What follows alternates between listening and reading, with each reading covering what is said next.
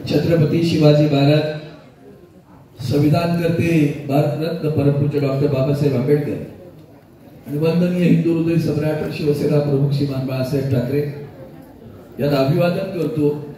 आणि आज काय योगायोग मला कल्पना नाही, मी खरं तर प्रभात होतो, संध्याकाळी कार्यक्रम आहे म्हणजे कालही इथे येऊन गेलो, कारण डॉक्टर जगन्नाथराव हेगडेंचा सत्कार होता। त्यांचेही 82 वर्षात आता त्यांनी पदार्पण केले। दोघे जण सेंचुरीकडे चालले, पहिली कोट दुसरी कोट चालू आहे। आणि म्हणून या कार्यक्रमाचा येताना मला सचिन यांचा फोन आला, भाई इथे 4 संपणार आहे, माझं ऑफिस भरलंय लोकांनी तिथं, मग धावत आलो। आणि म्हणून या आमचे मित्र राष्ट्रीय मजदूर संघाचे सरचिटणीस सन्माननीय गोविंदराव मोहिते यांचा अमृत महोत्सवी सत्कार समारंभ आहे। आणि त्या सत्कार समारंभाला उपस्थित सन्माननीय माझे मित्र शिवसेनेचे उपनेते आमदार सचिन अहिर साहेब, सन्माननीय रघुनाथ क्षीरसागर साहेब, सन्माननीय वृत्त देसाई, आता झालेले माझे मित्र माझे आमदार सुभाष बने, प्रदीप पुन, भास्करराव जाधव, डॉक्टर जगन्नाथ हेगडे, विश्वनाथ उडगी, कैलास कदम, विवेक वाटेरो, नरेंद्र वाबळे साहेब, किशोर पवार साहेब, सुरेश कोपरकर, सूर्यकांत कडावणे, प्रभाकर चाळके, उपस्थित सर्व व्यासपीठ, सन्माननीय व्यासपीठ जातो तुम्ही, आणि उपस्थित सर्व गोविंदरावर प्रेम करणाऱ्या बांधवांनो, भगिनींनो आणि मातांनो, खरं तर अमृत महोत्सवी वर्ष सध्या अमृत महोत्सवाला पोटात गोळ्या येतो माझ्या, तुम्हाला कल्पना काय, देश का अमृत काल जा रहा है, अशा अमृत काळात खरं अमृत इकडं बसलंय बरं का, तो अमृत काल आहे, हा उद्याचा है। म्हणून अमृत काल में देश में जो कुछ हुआ उसमें एक अच्छी बात हुई, आपका 75 साल मना रहे, और दूसरी बात है उनको अपने घर में भेजा था, वो पीछे गए, वो सबसे बड़ी बात है। एका रोखण्याचं काम 400 पार, त्याला तडीपार नाही केले, पण तडीपारची नोटीस मात्र गेलेली आहे आता, तो होती ते जाऊ त्याच्या कर्माचं ते। पण अनेक विषय बोलताना मात्र 2 विषय मात्र गोविंदराव, तुमच्या उत्साहाला म्हणजे काय म्हणावं मला समजत नाही, तुम्ही सहज असं म्हणून गेलात, शरीर जवळजवळ तुटल्यात जमा होतं आणि ते एकत्र येतं आणि पुन्हा जोमाने उभं राहतं। आम्ही तसेच आहे बरं का, विकासाकडे अशीच यायची, सगळे तुकडे एकत्र केले आणि शरीर उभं केलं बरं का, आणि असं सगळं उभं केलं की त्याला फेफडा आले आता। म्हणजे कालपर्यंत मेरी गॅरंटी मैं करत आज एनडीए बोलायला लागली, हे परिवर्तन सुद्धा तुमच्यामुळे झालं लक्षात घेण्यासाठी तुम्हाला बनवून छोटं परिवर्तन नाहीये देशातलं। विरोधी पक्ष म्हणजे खिचगटते, त्याला लक्षात द्यायचं नाही, चिपळूण काढायचं अशी भावना, त्या सगळेजण 240च्या घरात गेले, पाहू पुढे काय होतं ते। पण आता मी या निमित्ताने एवढंच सांगेन, तुम्ही बरेच विषय हाताळत होता मध्ये, मला असं वाटलं वाढदिवस आहे की आमची युनियनची बैठक आहे, पण त्या विषयामध्ये मंडळाचा विषय आला, क्रीडा मंडळ, क्रीडा विषय आला, लेबरचा विषय आला, लेबर लॉचा विषय आला।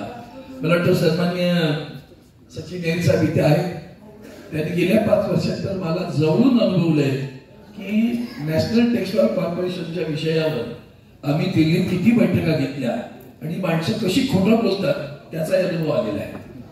सातत्याने खोटं बोलत असतात, तर पियुष गोयल तिकडे उभा राहिला म्हणून, नाही तर त्याला दाखवलं असतं मी। अतिशय एकच उदाहरण सांगतो, तुम्ही गिरणी कामगार ते बऱ्यापैकी असतील कदाचित, आता रिटायर झाले काही लोक, हा भीती वाटते, हाय की नाही माहिती कोणासाठी बोलतो, मग त्या तुम्हाला पगार मिळत नव्हता एनटीसीच्या कर्मचाऱ्यांना,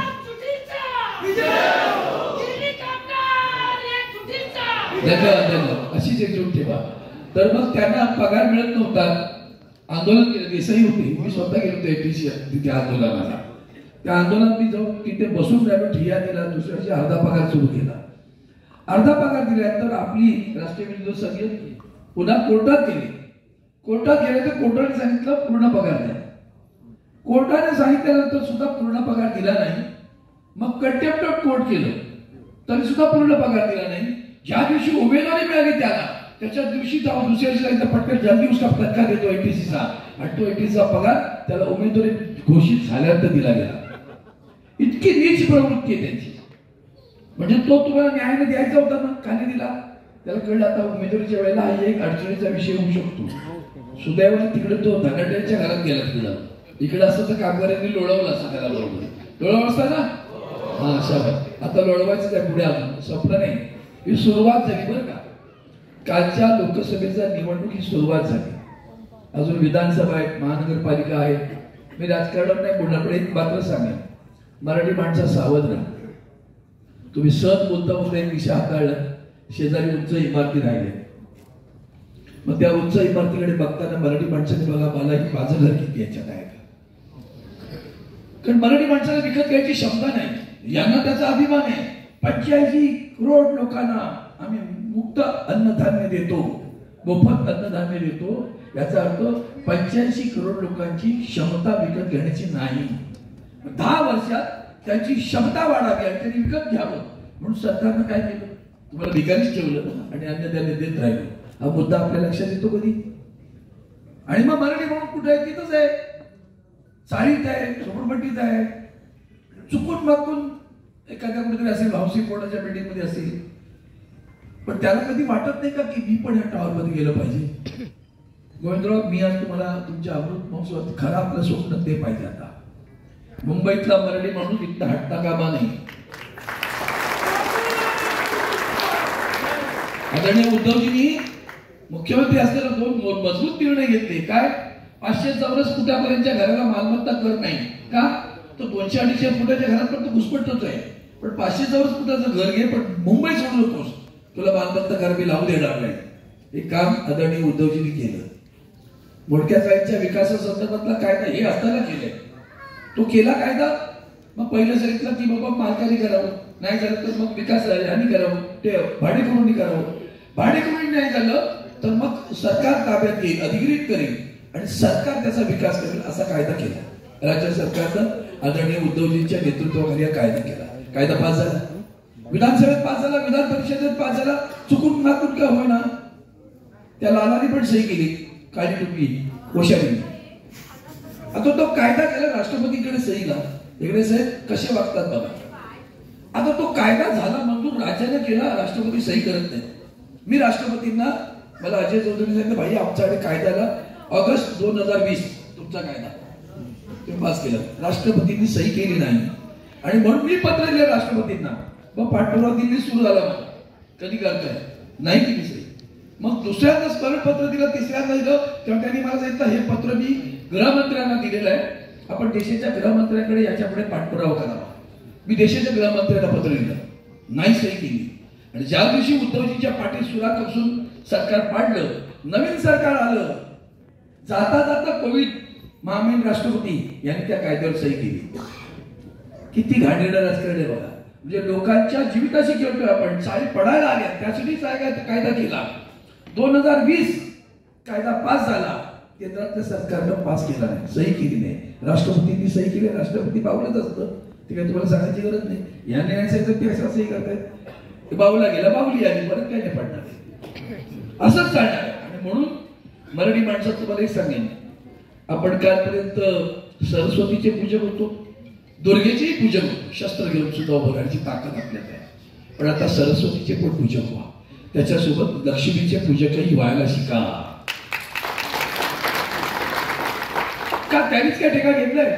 फक्त मी शेवटच्या ते बालपणीची तुम्ही बाबळे साहेब म्हणून कविता होती, माझ्या 4थीत होती मला कविता, आणि मला ती आजही सारखी अशी राहते, काळजाला भिडते ती कविता, की मराठी माणूस कसा आहे तर त्याची परिस्थिती अशी आहे. उभे भोवती प्रासाद गगनवेदी, प्रसाद म्हणजे बरी इमारती, प्रासाद प्रसाद नव्हे.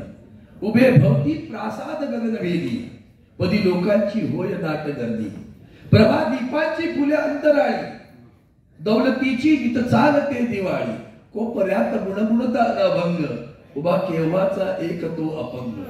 भोवतीचा अंधार जो निमाला, हृदयात त्याच्या जाता अशिमाळा. 4थीतले ती आजही तुमची परिस्थिती अशी आहे. कोपऱ्यात गुणगुणता अभंग, उभा केव्हा तो एक तो अपंग. अपंग असायला पाहिजे, शारीरिक अपंगत्व नाही, हे मानसिक, राजकीय, सामाजिक आणि आर्थिक अपंगत्व आहे. ते सोडून हा माणूस उभा राहिलाय.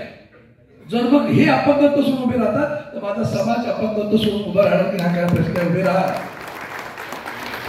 तुम्ही आंबेडकर कॉलेज सुरू केलं ना, जे बँक सुरू करा, ते मुद्रा बिद्रा कोण पैसे देत नाही, तर ढोंगी लोक आहे सगळे. आणि वडापाववाला पण खूप पैसे कमवतो, आपल्याला कळत नाही अजून. पण तिथे आम्ही वडापावची गाडी घेतो आणि भैयाला सांगतो तू करे बाबा वडापाव, मी मला संध्याकाळी आणून एवढे पैसे झाला घरी सुखी. अल्पसंतुष्ट आणि असतात प्रश्न विचारायला मात्र पुढे असतो आपण. हे काय झालं ते काय झालं, तू पण म्हणा बाबा. आणि म्हणून मराठी माणसानं मोठं व्हा, मनाने मोठं व्हा, सगळ्यात बाबतीत मोठं व्हा, आर्थिक दृष्ट्या सुद्धा मोठे व्हा. कोणी शेजाऱ्याने गाडी घेतली ना तर त्यावर बोल, ह्याने कुठून गाडी घेतली, ह्याला कुठे आले पैसे, काय करायचं आपल्याला, गाडी घेतली ना आनंद मानला त्या गाडीत बस जरा फेरी मारून घे. ही वृत्ती बदलली पाहिजे. माझ्या बिल्डिंग मधला एक उदाहरण देतो. आम्ही बिल्डर आहेत आमच्या मालक, त्याला पकडला, आतमध्ये जेलमध्ये टाकला. काय फरक पडला त्याच्यावर, सुटून आला. त्यांचा समाज मस्त खेळत बसतो, हसत खेळ, त्यावेळेस बघत पण नाही. आपल्याकडे असं तर बघा जेलमध्ये होतं बरं का, सगळं जबड नाही ते बोललो असतो की आपण त्याकडे बघून मान फिरवली असते, जसं आपल्या चोराला भेटतो आपण. फ्रॉड करून पैसे लुटून गेले परदेशात, यांच्या आशीर्वादाने गेले. हे पण जाहीरपणे सांगतो मला मी. तो म्हणजे आम्हाला समोर दिसायचो पार्लमेंटच्या सेंट्रल हॉलला. अरे म्हटलं काल बोलायला बोलतो, आज लंडन बोल. तत्कालीन अर्थमंत्र्यांना बोलला तो माझ्यासमोर. हे शिकलं पाहिजे. म्हणून मन मोठी करा, मोठे व्हा. जर अमृत काळामध्ये त्यांनी सांगितलं की माझं शरीर तुटल्याच जमावतो, मी उभा आहे, समाज तुटलाय आणि मंडळानं हात जोडून सांगेन नकारे असे हात पसरू कोणाकडे. बातमी माझ्याकडे भयंकर आहे बरं का. निवडणुकांमध्ये काय चाललं तर आमचेच लोक आम्हाला जाऊ दे ना भाई, घबरा ना, काय फरक पडतो, आम्ही तुमचेच आहोत ना, फोटो द्यायचे आम्ही तुमचे, मला कळतच द्या आम्ही तुमच्या वोटीला म्हणतात ते. आणि पुन्हा निवडणुकीत घेऊन मतदान केलं, त्यांनी झोकले तुम्हाला. मग आपण म्हणतो ना मुंबई तुमची, कोणत्या म्हणाला पुढं त्यांना कळले तुकडे फेका, तुकडे घेताय ना, तुकड्यासारखेच राहा. ज्या दिवशी तुकडे तुम्ही फेकाल ना त्या दिवशी कळेल तुम्हाला की तुमच्या मागे शेप घालत कशी येते, ती इतकी ताकदीने उभा राहा, ती ताकद तुम्ही करा. त्यांनी मंडळांना झोकलं, सगळ्या म्हणजे क्रीडा मंडळ असो, उत्सव मंडळ असो, सगळ्यांना झोकलं. रात्री अपरात्री येऊन वाटप करत आपण घेत राहिलो आणि लक्षातच नाही आलं आपल्याला की आपण त्यांच्या तुकड्यावर जगत राहिलो. ही वृत्ती कळते का तुम्हाला? कसं भरणार? प्रधानमंत्री आवास योजना, तुमचा आवाजच उभा राहत नाही, कारण आवाज नाहीये. आवाज उभा राहायला आवाज उभा राहावा लागेल, आणि आवाज उभा राहायला मंडळातली ताकद उभी राहावी लागेल. आणि मंडळातली ताकद उभी राहायला 5 फूट एकत्र करावी लागतील. की तुम्ही करा, हीच या निमित्ताने इच्छा व्यक्त करतो. वैद्यराव आज 75 आले, पुन्हा सेंचुरीला येणार कळतं का? याला बनियगिरी म्हणतात. म्हणजे तुमची 75 ला मी सेंचुरी आणि माझं पण वय वाटलं की नाही, हे लक्षातच पाहिजे. तुम्ही कमाव हम भी कमाते, तुम्ही सेंचुरी मारला पिछे पिछे आता तुम्हाला. असं सगळ्यांनी वागलात तर तुम्ही पण सेंचुरी मारला, असं शुभेच्छा देतो. आपली दादा घेतो. जय हिंद, जय महाराष्ट्र. धन्यवाद.